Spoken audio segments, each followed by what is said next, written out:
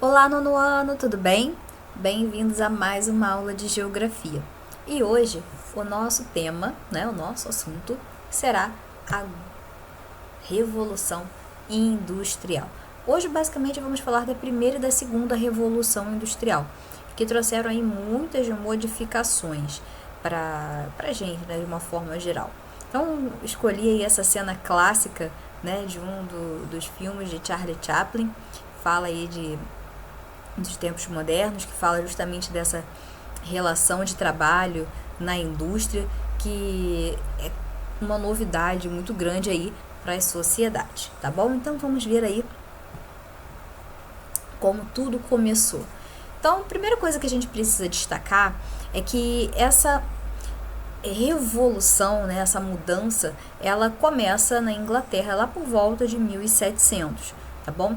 Então, quando a gente fala de revolução industrial, é porque a gente está percebendo uma grande mudança na estrutura aí de como a sociedade se relaciona com o meio, da forma de produção, de produzir o seu meio.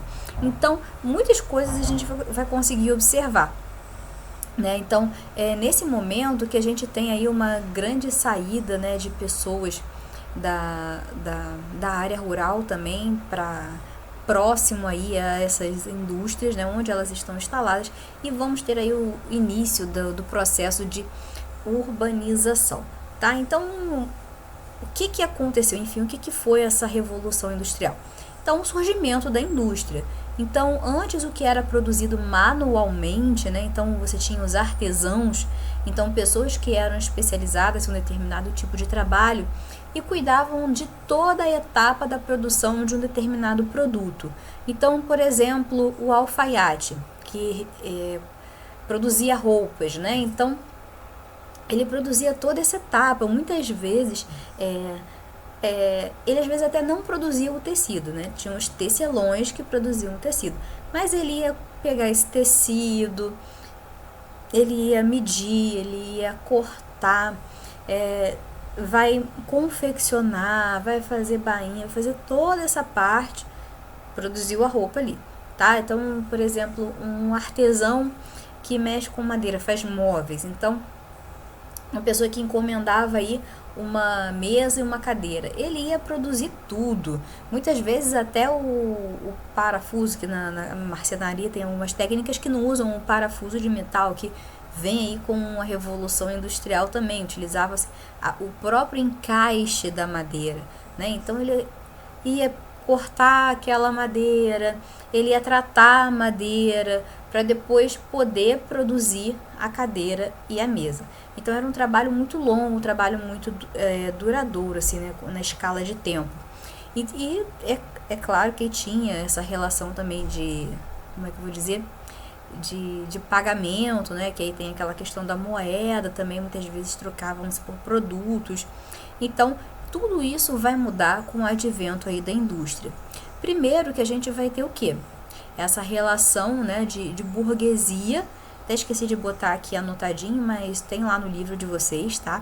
Então, essa relação de burguesia e proletariado. É nesse momento que surge, Porque quem são, afinal de contas, burguesia e proletariado? Basicamente, a burguesia é aquele que é o dono do meio de produção, o dono das fábricas, dos maquinários, que vai contratar o proletariado, que são pessoas que vendem a sua força de trabalho em troca de dinheiro. E aí nós vamos ter aí essa relação que começa. E vamos lembrar que no início de tudo, a gente não tinha parâmetro algum. Então ainda não tinha sindicato de trabalhadores, não tinha essa questão dos direitos, certas relevâncias com relação até à própria saúde das pessoas. Então, a gente tem aí realmente um início um pouco conturbado, tá? Muitas coisas só vão ser alinhadas mesmo, como a gente conhece hoje a indústria, a partir lá da terceira revolução industrial. Mas a gente está falando da primeira, tá tudo começando, a gente está falando lá de 1700, Então, a própria comunicação ela ainda era um pouco complicada. 1700 ali a gente tinha o principal veículo de comunicação ali, por exemplo, cartas, que demoravam aí para se deslocar de um lugar para o outro, tá? Em seguida eu coloquei ali, né, falando das técnicas que se baseavam na operação das máquinas a vapor. Então, basicamente, né, a energia que movia esse maquinário era o carvão mineral. Por que o carvão mineral? Porque o carvão, quando ele é queimado, ele vai gerar, né, aquela fumaça, vai gerar calor. Então era justamente, né, esse vapor, esse calor, né, que a gente tem esse deslocamento do ar, que impulsionava o maquinário. Então por isso o maquinário é a vapor. Como vocês podem observar, essa locomotiva que está aparecendo aqui nessa imagenzinha bem pequenininha aqui, né, mas dá pra gente ter uma ideiazinha desse vapor. Como vocês podem perceber, né, é uma fumaça bem densa, uma fumaça bem escura, porque ela provinha aí basicamente da queima de carvão mineral, porque ele é bem mais potente aí na produção de calor. É claro que ele tem uma maior concentração de carbono, então isso traz aí realmente uma consequência não só para uma questão ambiental, porque no momento a gente não tinha essa conscientização ambiental que nós temos hoje, tá? Então a gente tem realmente uma grande emissão desse carbono aí para a atmosfera. Só que muitas fábricas, elas eram fechadas, então o que acontecia, muito desse maquinário, desse vapor, acabava ficando, né, ali no interior. Muitas pessoas acabavam adoecendo também, né, por conta de inalar essa cidade. A própria Inglaterra, nesse início aí de industrialização, fica conhecido como cinza, que está sempre com o céu cinza, mas não é porque está sempre nublado, chovendo, não. É porque as nuvens das chaminés, das fábricas e das casas acabavam, que as casas começaram a se reunir próximas às indústrias, né? As pessoas começaram a se deslocar e construir suas casas ali na região, na tentativa de aquecer, queimavam, não o carvão mineral na lareira de casa, tá, gente? Mas lenha, que gera também, né, sem dúvidas aí uma liberação de partículas na atmosfera. E isso ficava ali, né? Então isso trazia uma grande insalubridade. Com relação aí a essa mudança social, né, a gente falei desse deslocamento das pessoas por conta dos movimentos de cercamento, a questão da propriedade, né, acesso à propriedade, que acontecia no interior. Então as pessoas começavam a se deslocar para as regiões das fábricas, porque é onde tinha a oferta de mão de obra, porque muitas máquinas ainda precisavam, sim, de operários, de mãos de operários para poder funcionar, tá? Nem todas as etapas, assim, apesar de ela agilizar o processo, produzir com muito mais agilidade, mais rapidez, mais eficiência, ainda assim precisava da mão de obra humana. E aí essas pessoas começam a se deslocar para a região. Só que aí, vai fazer esse trajeto rural melhor, campo, cidade todo dia? Não vai, era muito distante, não compensava, então as pessoas começam realmente a se instalar próximo dessas regiões. E aí a gente tem, né, realmente essas instalações que têm péssimas condições, não tem um aquecimento, não tem o famoso cortiço que a gente conhece, né, que também ocorreu aqui na cidade do Rio de Janeiro. Então não tem saneamento básico, né? Teve uma cidadezinha que, né, durante esse processo, eu esqueci agora, mas que, assim, para vocês entenderem esse processo, pegar água, né? Então descobriu-se um poço de água que a cidade utilizava e que ficava próximo ali uma questão do cemitério da cidade. E aí, além disso, tinha toda essa contaminação que vinha da atmosfera, as pessoas circulando por ali, os animais circulando por ali também, né? Então, esse momento, né, essa cidade que começa a surgir ali com a indústria é realmente bem insalubre, tá? E a população, como eu falei, da cidadezinha, né, começou a ficar doente, ninguém conseguia descobrir, porque ainda não tinham-se tantos estudos, era tudo novidade, não se sabia que não podia consumir uma água dessa região, porque poderia haver contaminação do solo, e assim por diante, tá? Então, muitos, né, até ficou famoso aqui no Brasil, né, que muitos atiravam, né, os seus dejetos pela janela. Enfim, gente, não era assim um ambiente muito salubre, então a gente tinha realmente aí, além de ficar fechado com toda essa toxina, ainda tinha realmente essa questão da poluição que começava a se concentrar na região, tá? E voltando aqui, né, para os aspectos, Então, para a gente adiantar um pouquinho, os 3 principais tipos de indústria, né, que foram os pioneiros aí, as 3 primeiras indústrias foram as indústrias têxteis, ou seja, de produção de tecidos, siderúrgicas e metalúrgicas, que estão diretamente relacionadas ao manuseio dos metais. Por isso que eu falei com vocês dos parafusos, né, que tinham até então não se tinha tanto parafuso, porque o uso do metal ele vai ser mais assim disseminado, né, por conta das siderúrgicas e metalúrgicas, tá? E vai facilitar um pouco o acesso a esses produtos.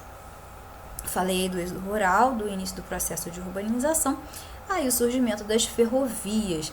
Então, gente, o surgimento das ferrovias vai ser extremamente importante porque vai ampliar a circulação de pessoas e também de mercadorias, né? Então, vai encurtar as distâncias. Então, é o primeiro, como é que eu vou dizer, a primeira evolução aí, né? A primeira avanço tecnológico aí nos meios de transporte, tá bom?